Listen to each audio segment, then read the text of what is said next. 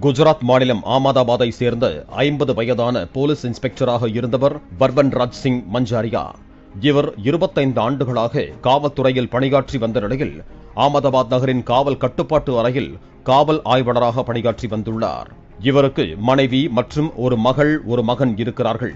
மகள் CA இறுதியாண்டும் மகன் முதலாம் ஆண்டு பட்டப்படிப்பும் படித்து வருகிறார்கள்.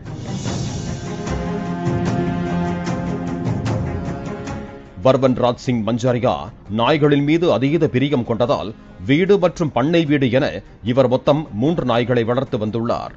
இந்த நிலையில் கடந்த வெள்ளிக்கிழமையன்று மதியம் திடீரென பர்வன் ராஜ் சிங் மஞ்சாரியாவிற்கு அதிகமான காய்ச்சல் மற்றும் ஹைட்ரோபோபியா எனப்படும் நீரை பார்த்தால் ஏற்படும் பயம் ஆகிய அறிகுறிகள் தென்பட்டிருக்கின்றன. உடனே ஆமதாபாத்தில் உள்ள தனியார் மருத்துவமனையில் பர்வன் ராஜ் சிங் மஞ்சாரியாவை அவரது குடும்பத்தார் அனுமதித்தனர். அங்கு பரிசோதித்த மருத்துவர்கள் அவருக்கு ராபிஸ் தொற்று இருப்பதை கண்டறிந்தனர்.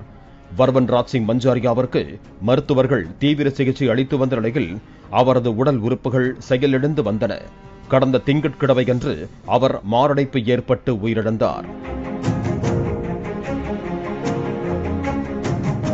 உயிரிழந்த பர்வன் ராஜ் சிங் மஞ்சாரியாவிற்கு அண்மையில் நாய் எதுவும் கடித்ததா என கேட்டதற்கு அவரது குடும்பத்தினர் அப்படி எதுவும் நடக்கவில்லை என தெரிவித்தனர்.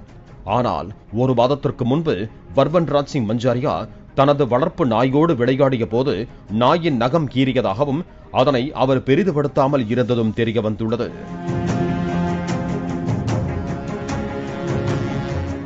நாய் நகத்தால் கீறியதை கண்டுகொள்ளாமல் விட்டதால் காவல் ஆய்வாளர் உயிரிழந்த சம்பவம் பெரும் அதிர்ச்சியை ஏற்படுத்தி இருக்கிறது. அவரது உடலுக்கு அஞ்சலி செலுத்திய காவல்துறையினர் அனிமல் லவ்வரையும் ஒரு நல்ல மனிதரையும் இழந்துவிட்டோம் என உருக்கமாக தெரிவித்தனர்.